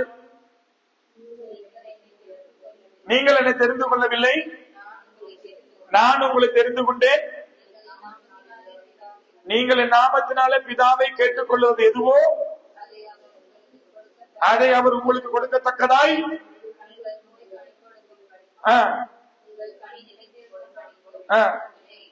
எதுக்கு ஏற்படுத்தினா? எதுக்கு நம்மளை அழைச்சாருன்னே தெரியாம சில விசுவாசம் உட்கார்ந்து இருக்காங்க. எதுக்கு? கனி கொடுக்கிறதுக்கு. சரி, இப்ப நீங்க சொல்லுங்க, நீங்க கொடுத்த கனி என்ன? நீங்க கொடுத்த கனி என்ன? ரைட். ஆண்டவர் விரும்புகிறாரு நம்மிடத்துல கனி காணப்பட வேண்டும். சரிதானே? இல்லையா? நம்ம தேவனிடத்துல நம்ம எல்லாவற்றையும் நாம கேட்கிறோம். இயேசு கிறிஸ்து நம்முடைய வாயால சொன்ன வார்த்தை இது. யோவான் எழுதின வார்த்தைகளா இருந்தாலும் இயேசு கிறிஸ்து சொன்ன வார்த்தை. தேவன் விரும்புகிற கனி நம்மிடத்திலே காணப்பட வேண்டும், அது வெளிப்பட வேண்டும். ரைட்? அது ஆண்டவர் கேட்கிற கனி எதுன்னா, நீ எவ்வளவு படிச்ச, நீ என்ன பாஸ் பண்ண, என்ன டிகிரி முடிச்ச, நீ எத்தனை வீடு வச்சிருக்கிற, நீ என்ன பட்டம் எடுத்த, அல்லது உன்னுடைய படிப்பு என்ன, இது எல்லாம் ஆண்டவர் கேட்கறது இல்ல. நீ எவ்வளவு ஆசீர்வாதமா இருக்கிற, நீ என்ன தாளந்து வச்சிருக்கிற, இப்படி எல்லாமே ஆண்டவர் பல கனிகளை ஆண்டவர் நம்மை பார்த்து இப்படிப்பட்ட காரியத்தை தேவன் நம்மளுக்கு எதிர்பார்க்கல. ஆண்டவர் சொல்றாரு, கனி கொடுக்கிற வாழ்க்கை அது மகிமையான வாழ்க்கை. ஆண்டவர் இயேசு கிறிஸ்து பூமியில வாழ்ந்த காலத்துல அத்தி மரத்திடத்துல போறாரு. அங்க அந்த அத்தி மரம் என்ன செய்யல, கனி கொடுக்காதனால அது என்ன செஞ்சுட்டு போனாரு, சமைச்சிட்டு போனாரு. ஆனா பைபிள் சொல்லுது, அந்த அவர் போய் அத்தி மரத்தை எதிர்பார்த்த காலம், அத்தி பழம் கொடுக்கிற காலம் இல்ல. அப்ப ஆண்டவருக்கு என்ன அறிவில்லையா, என்னது கனி கொடுக்காத சீசனே இல்ல. ஆனா அங்க போய் என்ன செய்யறாரு, கனியை தேடுறாரு. சரியா சரியா? ஆனா ஆண்டவருடைய பார்வையில நம்ம எப்பவுமே கனி கொடுத்துக்கிட்டு இருக்கணும். சீசன் எல்லாம் கிடையாது. கொஞ்ச காலம் ஜெபம் பண்ணணும், கொஞ்ச காலத்துக்கு தூங்கணும். அப்படியா? கொஞ்ச காலத்துக்கு நல்லா வேத வாசிக்கணும், கொஞ்ச காலத்துக்கு வாசிக்க கூடாது. கொஞ்ச காலத்துக்கு சர்ச்சுக்கு போகணும், கொஞ்ச காலத்துக்கு சர்ச்சுக்கு போக கூடாது. அப்படி ஆண்டவர் எதிர்பார்க்கிறது. நம்ம வந்து எப்பவுமே கர்த்தருக்குள்ள நம்ம கனி கொடுக்கறதுல காணப்பட வேண்டும். ஆகையினாலே கனி இல்லாத காலத்துலதான் ஆண்டவர் அதை பார்த்து சபிச்சாரு. ஆனா அவர் எதிர்பார்க்கிறது என்னன்னா, எப்பொழுதுமே நாம கனி கொடுக்கிறவர்களாய் நாம் மாற வேண்டும். ரோமருக்கு எழுதின நிருபம் 17ஆம் அதிகாரம் 17 தொடக்கம் 19 வரைக்கும் நாம் வாசிக்கும். ரோமர் 17, 11, 17, 19. சில கிளைகள் முறித்து போட்டப்பட்டிருக்க காட்டொலிவ மரமாகிய நீ அவைகள் இருந்த இடத்தில் ஒட்ட வைக்கப்பட்டு ஒலிவ மரத்தின் வேருக்கும் சாரத்துக்கும் உடன் பங்காளியா இருந்தாயானால் நீ அந்த கிளைகளுக்கு விரோதமாய் பெருமை பாராட்டாதே. பெருமை பாராட்டுவாயானால் நீ வேரை சுமக்காமல் வேர் உன்னை சுமக்கிறது என்று நினைத்துக் கொள். நான் ஒட்ட வைக்கப்படுவதற்கு அந்த கிளைகள் முறித்து போடப்பட்டது என்று சொல்கிறாயே. இந்த வசனங்கள் உங்களுக்கு எத்தனை பேருக்கு புரிஞ்சுது? இந்த வசனங்கள் பாருங்க, சில கிளைகள் முறித்து போட்டிருக்க காட்டொழிவ மரமாகிய நீ அவைகளிலே இருந்த இடத்திலே ஒட்ட வைக்கப்பட்டு ஒளிவ மரத்தின் வேர் சாரத்துக்கு உடன் பங்காளிகளாய் இருந்தபடியினால். இந்த வசனம் சொல்லுது, நாங்க வந்து ஒலிவ மரத்துக்கும் நமக்கும் சம்பந்தமே இல்லையா, நம்ம வந்து காட்டத்தி மரமா. யாரு? நம்ம நம்ம நம்ம நம்ம யாருமே திரும்பி பார்க்க மாட்டாங்க. அது வந்து முள்ளு முள்ளா இருக்கும், அதுல கனி இருக்காது. அந்த மரத்தை கொண்டு வந்து ஒலிவ மரத்தோட ஒட்டுறாங்க. நம்ம யாரு ஆரம்பத்துல எப்படி இருந்தோம்? வசனம் புரியுதா? காட்டத்தி, இந்த மாதிரியான வசனங்களை நீங்க வாசிச்சிருக்க மாட்டீங்க. வசனம் அழகா சொல்லுது, சில கிளைகள் முறிக்க போட்டு இருக்க காட்டொளி மரமாகிய நீ வந்து முறிக்கப்பட்டு கிடந்த நீ வந்து உயிரற்று செயலிழந்து போய் காஞ்சி போய் ஜீவனற்று முறிக்கப்பட்டு, ஒரு மரத்துல இருந்து ஒரு கிளைய முறிச்சு போட்டா அதுக்கு ஜீவன் இருக்குமா? அது எப்படி இருக்கும்? அது காஞ்சி போய் இருக்கும். அப்படி இருந்த ஒண்ண ஆண்டவர் கொண்டு வந்து ஒலிவ மரத்தோட ஒட்டுறாராம். இப்ப ஒலிவ மரத்தோட ஒட்டப்பட்ட இப்ப நீ என்ன செய்யற, வேறுண்டி நீ வந்து செழிப்பா வந்துட்ட. இப்ப நீ என்ன சொல்றனா, நான் தான் ஒலிவ மரத்தையே தாங்குறேன்னு சொல்ற. நீ என்ன செய்யணுமா, உன்னை தாங்குறது கீழே உள்ள வேறுன்னு சொல்லி யாரும் சொல்றாரு. இன்னைக்கு ஆண்டவர் எங்கேயோ இருந்த நம்மளை கொண்டு வந்து தேவனாய் கர்த்தர் நம்ம கழுவி பரிசுத்தப்படுத்தி சுகம் கொடுத்து நம்ம பாவத்தை மன்னிச்சு அக்கிரமத்தெல்லாம் மன்னிச்சு ஒன்றுக்கு உதவாத எங்களை குப்பையும் புழுதியுமா தூசியுமா இருந்த எங்களை கர்த்தர் கழுவி பரிசுத்தப்படுத்தி நீதிமானா மாற்றி அவர் வாக்குத்தத்தம் நம்ம வாழ்க்கையில நிறைவேற்றி ஆசீர்வதித்து உயர்த்தி இன்னைக்கு நம்மளை மேன்மைப்படுத்தி வச்சிருக்காரு. நாம என்ன பெருமை பாராட்டுறோம்? இந்த மரம் சொல்றது என்ன சொல்லுது? நான் தான் உன்னை தாங்குறேன்னு சொல்லி சொல்லு. யார தாங்குறதா? எங்கேயோ முறிக்கப்பட்டு வீசப்பட்டிருந்த ஒன்ன, காட்டத்தி மரமாகிய உன்ன, முள்ளும் கல்லுமா கனி கொடுக்காத பிரயோஜனமற்ற ஒன்ன கொண்டு வந்து ஒலிவ மரத்தோட இணைச்சிருக்காராம். இணைச்சதோட உனக்கு என்ன கிடைச்சது?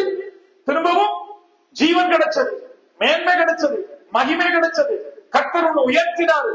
ஆனா இப்ப நம்ம அப்படி இருந்து வந்த நாம இன்னைக்கு என்ன பாராட்டுறோம்? நம்ம சொல்றது கீழ்வசனம் சொல்லுது, அந்த கிளைகளுக்கு விரோதமாய் பெருமை பாராட்டாதே. உனக்கு உயிர் கொடுத்தது எது? அந்த காட்டத்தி மரத்தோட நீ இணைக்கப்பட்டதுனாலதான் உனக்கு உயிர் கிடைச்சிச்சு. இன்னைக்கு அந்த அந்த கிளைகளுக்கு நீ பெருமை பாராட்டாதே. பெருமை பாராட்டுவாயானால் நீ வேரை சுமக்காமல் வேர் உன்னை சுமக்கிறது என்று நினைத்துக்கொள். இப்ப கர்த்தர் நம்மளை கொண்டு வந்து ஆசீர்வதித்து மேன்மைப்படுத்தி உயர்த்தி சுகத்தை கொடுத்து பலத்தை கொடுத்து ரட்சிப்பை கொடுத்து பாவமன்னிப்பு நிச்சயத்தை கொடுத்து தேவனாய கர்த்தர் நம்மள எல்லா விதத்திலும் நம்ம உயர்த்தி சிறப்பா வச்சிருக்காரு. ஆனா நம்ம யாரை கனப்படுத்திக்கிட்டு இருக்கிறோம்? நம்மையே நாம பெருமை பாராட்டிக்கிட்டு இருக்கிறோம். ஆனா ஆண்டவர் சொல்றாரு, என்ன சொல்றாரு? நீ நினைச்சு கொள்ளு, நீ இல்ல மரத்தை தாங்குறது கிளைய, வேறு உன்னை தாங்குது. அப்ப யார் அந்த வேர்? கர்த்தர். அவர் தான் உங்களுக்கு என்னவா இருக்காரு? ஜீவனும் தீர்க்காயுசுமா இருக்காரு. அவர் தான் உங்களை உயிர்ப்பிச்சாரு. மரண படுக்கையில இருந்து உங்களை தூக்கி எடுத்து உங்களை உயிர்ப்பிச்சிருக்காரு. அப்ப நீங்க யாரை மகிமைப்படுத்தணும்? நீங்க யாரை மகிமைப்படுத்திட்டு இருக்கிறீங்க? இன்னைக்கு ஆண்டவர் உங்களை பார்த்து கேட்கிறாரு, எங்கேயோ இருந்த கூட்டி அப்படியே பதறா இருந்த உங்களை கூட்டி என்ன செய்வாங்களா? கொண்டு போய் குப்பையில போட்டு எரிக்கிறதுக்கு நியமிக்கப்பட்டிருந்த உங்களுக்கு அந்த ஜீவனை கொடுத்தாரு.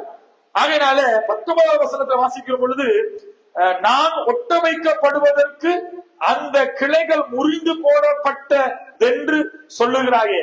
இப்ப நீ என்ன சொல்றனா, உன்னைய கொண்டு உன்னை ஒட்ட வைக்கிறதுக்காக, உனக்கு ஜீவனை கொடுக்கிறதுக்காக அங்க ஒரு கிளை முறிக்கப்பட்டது.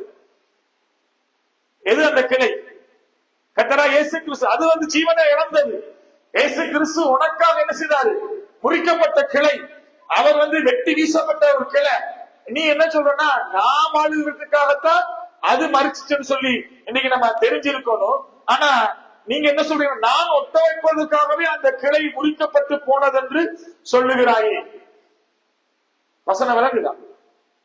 புரியுது அவருடைய அர்த்தம்? கர்த்தர் நம்மளை உயர்த்தும்படியாக அவர் என்ன செய்வாரு? அவர் தாழ்த்தப்பட்டார். நாம ஆசீர்வாதமா இருக்க வேண்டும். அவர் என்ன செய்தாரு? தரித்திரரானார் இல்லையா? நமக்கு உண்டு பண்ண ஆக்கின அவர் மேல் வந்தது. அவர் அந்த கிளை மறித்தது நமக்காக. அந்த இடத்துல நாங்க என்ன செய்யப்பட்டோம்? ஒட்டப்பட்டோம். நாங்க ஜீவனை பெற்றோம். அதனாலதான் நாங்க வாழ்ந்துகிட்டு இருக்கிறோம். ஆனா இன்னைக்கு அதுல வாழ்ந்ததுனால நாம இன்னைக்கு கனி கொடுக்கிறோமா? கர்த்தரா இயேசு கிறிஸ்துக்காக நாம இன்னைக்கு கனி கொடுக்கிறோமா என்றுதான் உங்களை நான் பார்த்து கேட்கிறேன்.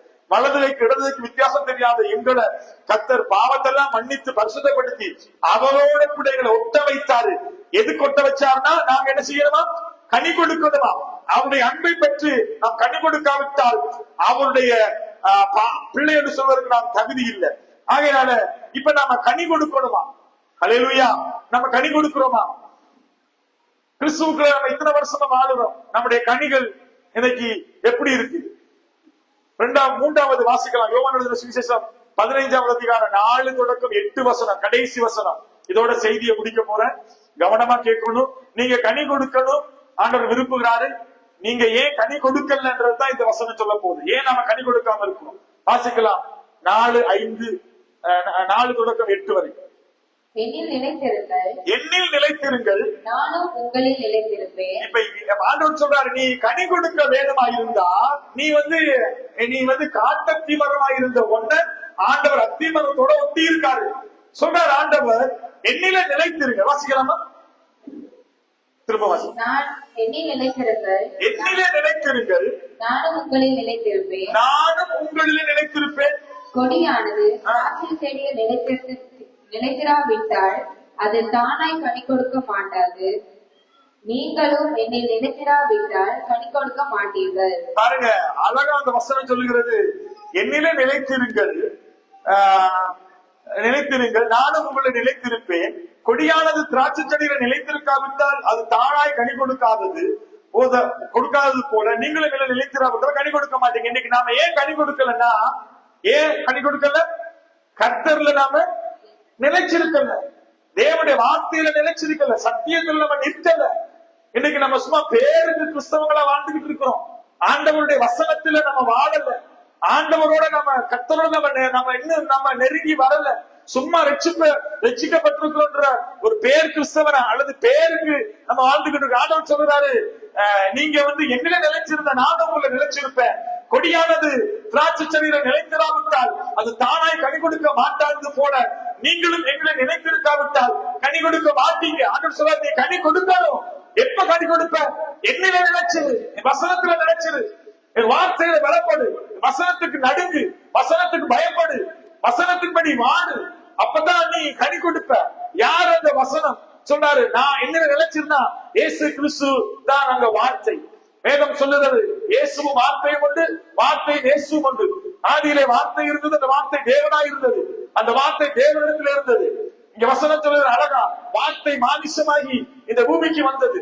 இங்க பார்க்கிறோம், நானும் நீங்களும் வார்த்தையில நிலைத்திருக்க வேண்டும். அப்பதான் நம்ம கனி கொடுக்கலாம். வாசிக்கலாம் 5. நானே திராட்சை செடி, நானே திராட்சை செடி, ஆ. நீங்கள் கொடிகள். நீங்கள் கொடிகள். ஒருவன் என்னிலும் ஆ. நான் அவனிலும் நிலைத்திருந்தால் ஆ. அவன் மிகுந்த கனிகளை கொடுப்பான். ஆ. என்னை அல்லாமல் உங்களால் ஒன்றும் செய்யக்கூடாது. வசனம் எவ்வளவு அழகா சொல்லுது பாருங்க. ஒருவன் என்னிலும் நான் அவனை நிலைத்திருந்தால் அவன் கனி கொடுப்பான். அங்கே வசனம் அழகா சொல்லுகிறது, என்னை அல்லாமல் உங்களால் ஒன்றும் செய்யக்கூடாது. நானே திராட்சை செடி, நீங்கள் கொடிகள். ஒருவன் என்னிலும் நான் அவனிலும் நிலைத்திருந்தால் அவன் மிகுந்த கனிகளை கொடுப்பான். என்னை அல்லாமல் ஒன்றும் செய்யக்கூடாது. இன்னைக்கு கர்த்தர் இல்லாம நம்ம எதையெல்லாம் செய்ய பார்க்கிறோம். அதனாலதான் நம்ம என்ன இல்ல, கனி இல்ல. தேவ நேரத்துக்கு காத்துரு, சித்தத்துக்கு காத்துரு, அவருடைய சத்தத்தை கேட்டு செவி கொடுத்து அவருடைய சித்தத்தின்படி ஒப்புக்கொடு. அப்பதான் நீ கனி கொடுக்க. சுயமா மாமிசத்துல பலத்துல எனக்கு எல்லாம் முடியும், நான் உழைக்கிற சம்பாதிக்கிறேன்னு சொல்லி இன்னைக்கு நம்ம இப்படி ஓடாம எப்பவுமே தேவனத்துல நம்ம சீர்தூக்கி பார்த்து ஒப்பு கொடுத்து கர்த்தருக்குள்ள நம்ம நிலைத்திருக்கும் பொழுது நம்மளால கனி கொடுக்க முடியும். வாசிக்கலாம், ஒருவன் என்னை நிலைத்திராவிட்டால் வெளியே எரிந்த கொடிகளைப் போல அவன் எரியுண்டு உலர்ந்து போவான். அப்படிப்பட்டவைகளை சேர்த்து அக்கினியிலே போடுகிறார்கள், அவைகள் எரிந்து போகும். ஒருவன் என்னிலே நினைத்திருக்காவிட்டால் வெளியே வீசப்பட்ட கொடியை போல இருப்பான். அந்த வசனம் அழகா சொல்லுகிறது பாருங்க. எரியுண்ட கொடியை போல இருப்பான், அவன் எரியுண்டு உலர்ந்து போவான். அப்படிப்பட்டவைகளை சேர்த்து அக்கினியிலே போடுகிறார்கள், அவைகள் எரிந்து போகும். இங்க பாருங்க, நீ ஒட்டப்பட்ட தேவனோட நிலைத்திருக்கிற நீ கொடியா இருந்தா நீ கனி கொடுப்ப. இல்லாட்டி நீ காஞ்சி போய், வேதம் சொல்லுது, நீ அப்படியே காஞ்சி போய் உன்னை கொண்டு போய் எரிச்சு உன்னை அப்படியே தூக்கி போட்டுருவாங்கன்னு சொல்லி. அதனால இன்றைக்கு நானும் நீங்களும் ஏன் என்னை கனி கொடுக்கலன்னா ஆண்டவரோட நம்ம இன்னும் நெருங்கி வர வேண்டும். வாசிக்கலாம் 7வது, நீங்கள் என்னிலும் வார்த்தைகள் உங்களிலும் நிலைத்திருந்தால் நீங்கள் கேட்டுக்கொள்வது எதுவோ அது உங்களுக்கு செய்யப்படும். நீங்க கேட்டுக்கொள்வது எதுவோ, இதுவரைக்கும் நீங்க நிறைய கேட்டிருக்கிறீங்க, ஆனா நீங்க செய்யப்படல. ஏன்னா வசனம் சொல்லுது, நீங்கள் என்னிலும் என் வார்த்தை உங்களிடம் நினைத்திருந்தால் நீங்கள் கேட்டுக்கொள்வது எதுவோ. இன்னைக்கு நீங்க ஜெபிக்கிறீங்க, வருஷ கணக்குல ஒரு காரியத்துக்காக ஜெபம் பண்றீங்க, ஏன் இன்னைக்கு பதில் இல்ல? வேதம் சொல்லுகிறது, நீ என் வார்த்தையில நிலைத்திருக்காது அப்படின்னால. வசனம் சொல்லுது, என் வார்த்தையில நிலைத்திருந்து நீ கேளு. ஆண்டவர் சொல்றாரு, நான் எதுவாக தருவன்னு சொல்றாரு. ஆகையினால இன்றைக்கு நானும் நீங்களும் எதுல நிலைத்திருக்கிறோம்? நம்ம பலத்திலையா, நம்ம சுயத்திலையா, நம்ம மாமிசத்திலையா? வாசிக்கலாம் தொடர்ந்து, நீங்கள் மிகுந்த கனிகளை கொடுப்பதினால் என் பிதா மகிமைப்படுவார், எனக்கு சீஷரா இருப்பீர்கள். இன்னைக்கு நீங்க மிகுந்த கனி கொடுத்ததா தான் என் பிதா மகிமைப்படுவாராம். ஆண்டவர் சொல்ற, உன்னிலே நான் மகிமைப்படுவேன். இன்னைக்கு உங்க வாழ்க்கையில கர்த்தர் மகிமைப்படுறாரா? உங்க குடும்ப வாழ்க்கையில, உங்க பிள்ளைகளுடைய வாழ்க்கையில தேவனாய கர்த்தருடைய நாம மகிமைப்படுகிறதா? ஆண்டவர் கேட்கிறாரு, நீங்கள் மிகுந்த கனி கொடுக்கும்படி என் பிதா மகிமைப்படுவார், எனக்கு சீசனாய் இருப்பீர்கள். இன்றைக்கு நானும் நீங்களும் தேவனுடைய நாமம் மகிமைப்படுக்கும்படி நம்முடைய கிறிஸ்தவ வாழ்க்கை இருக்குதா? நட உட பேச்சு செயல்கள் சிந்தைகள் இன்னைக்கு கிறிஸ்தவ வாழ்க்கை மகிமைப்படும்படி இருக்குதா? இன்னைக்கு சபையில வந்து உட்கார்ந்து இருந்துட்டு உங்களோட ஆண்டவர் உங்களை ஆசீர்வதிப்பார்னு சொல்லி அனுப்புறது இன்னைக்கு பெரிய வேலை கிடையாது. அப்படி நான் பிரசங்கம் பண்ணினா என் சபை நிறைஞ்சு வலி. நான் இங்க என்ன சொல்றேன்னா, கனி கொடு, கர்த்தருக்காக நில்லு, வசனத்தின்படி வாடு, பக்தி வைராக்கியமா நில்லு, கர்த்தரை உண்மையா தேடு, வசனத்துல நிலைச்சு நட. ஆண்டவர் சொல்றாரு, இல்லாட்டி உன்னால ஒன்றும் செய்ய முடியாது. இப்படிப்பட்ட காரியங்களை சொல்லி ஜனங்களை நம்ம பலப்படுத்த வேண்டும். தொடர்ந்து வாசிக்கலாம், பிதா என்னில் அன்பா இருக்கிறது போல நானும் உங்களிலே அன்பா இருக்கிறேன், என்னுடைய அன்பிலே நிலைத்திருங்க.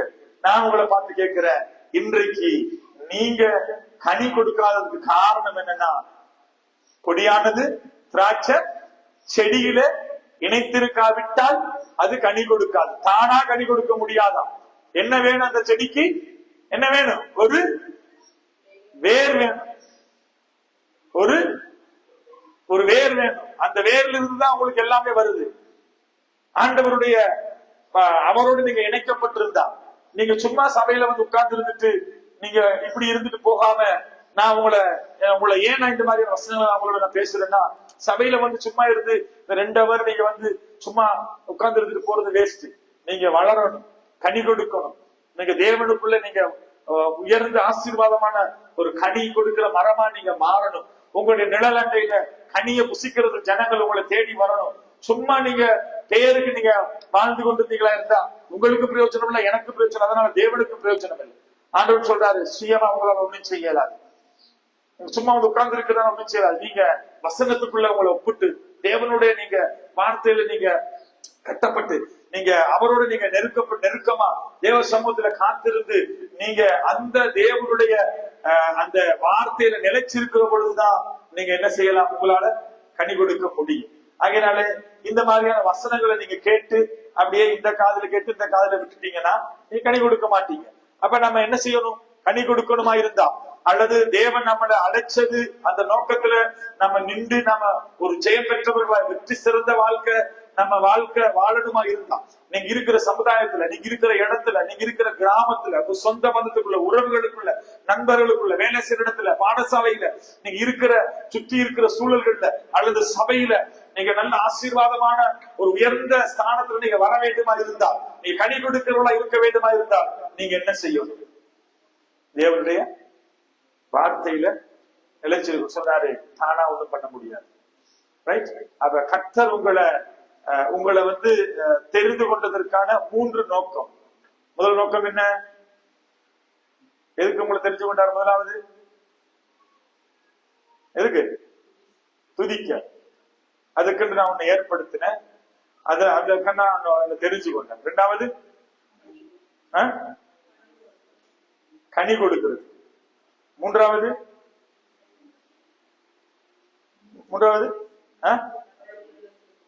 எப்படி கனி கொடுக்கறனா அவர்ல நிலைச்சிருந்தான்.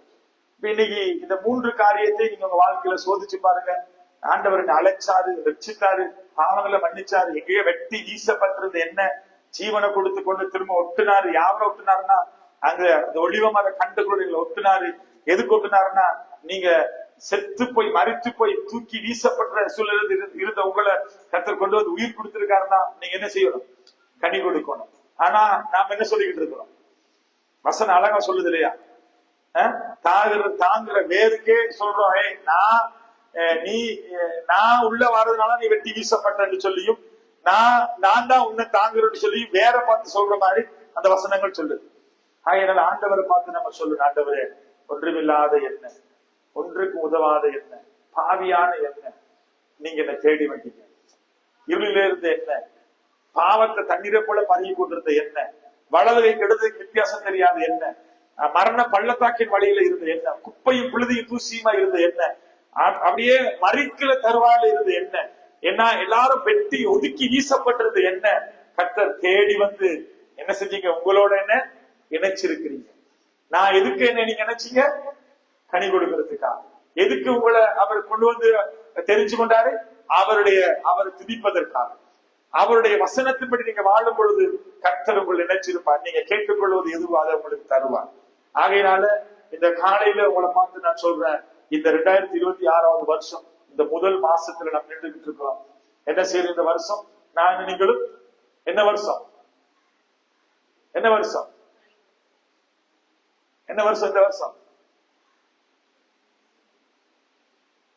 என்ன வருஷம்? அவங்களுக்கு அதெல்லாம் புரியாது. தொண்டைகளே 1 மணி நேரம் பேசி இருக்கிறேன். பாத்தீங்களா? இந்த செய்தி யாருக்கு தெரியுமா பிரயோஜனம்? இந்த வருஷம் என்ன வருஷம் கேட்டா நீங்க சொன்ன கனி கொடுக்கிற வருஷம். இந்த வருஷம் என்ன வருஷம்?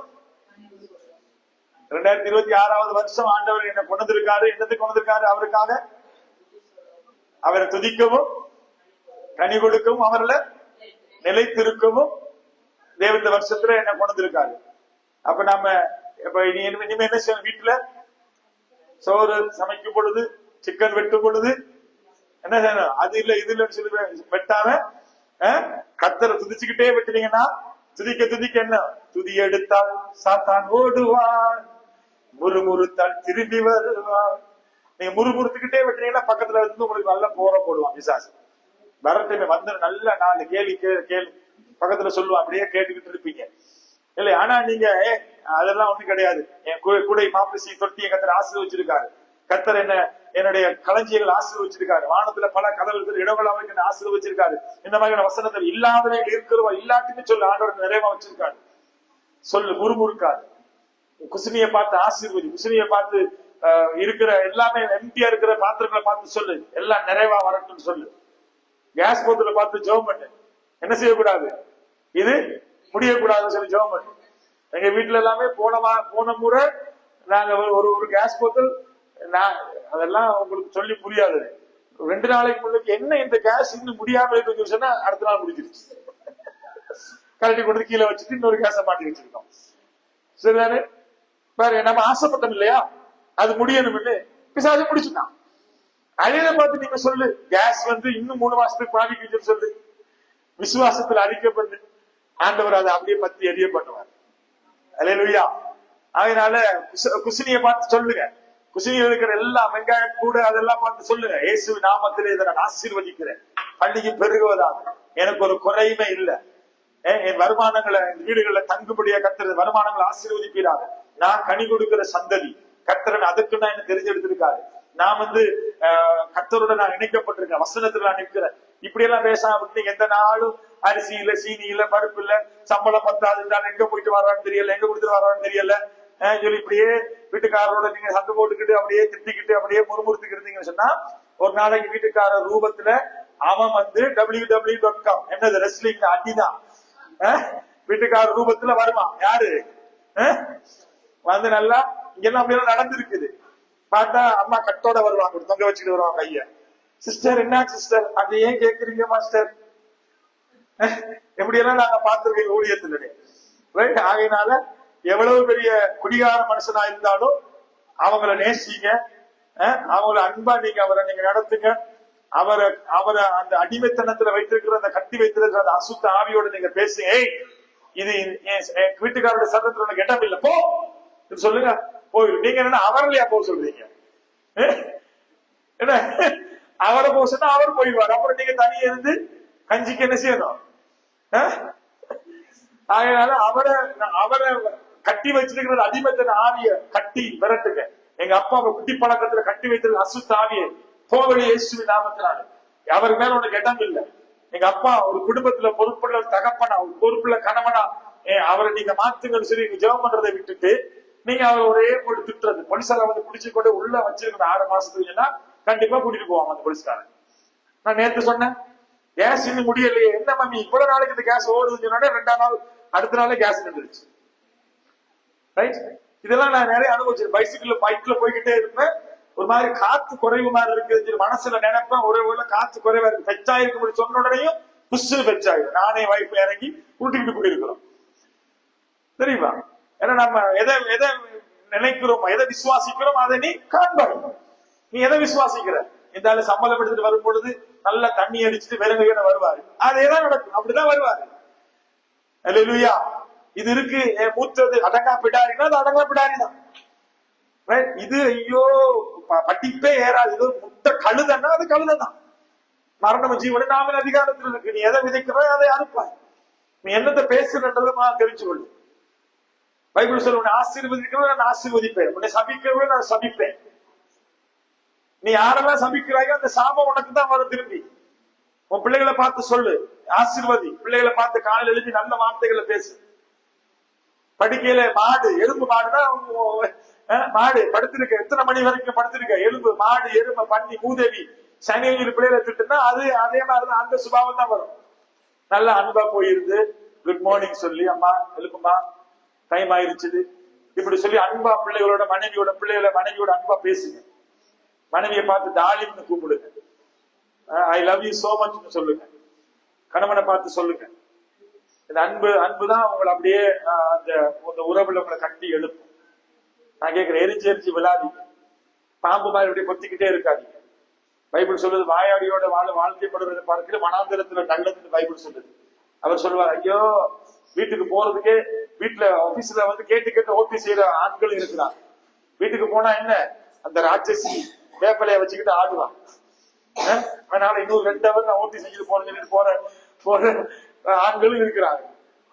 அதனால மனைவியோட அன்பை நீங்க கரெக்டா புரிஞ்சுக்கிறேன். வெளியால போனா நான் எப்படா வீட்டுக்கு வரணும்னு இருப்பேன். ரைட் சொல்ல அவனுக்கு வெளியில கொஞ்ச நேரம் இருக்க முடியாது. எப்படி இருக்க முடியும்?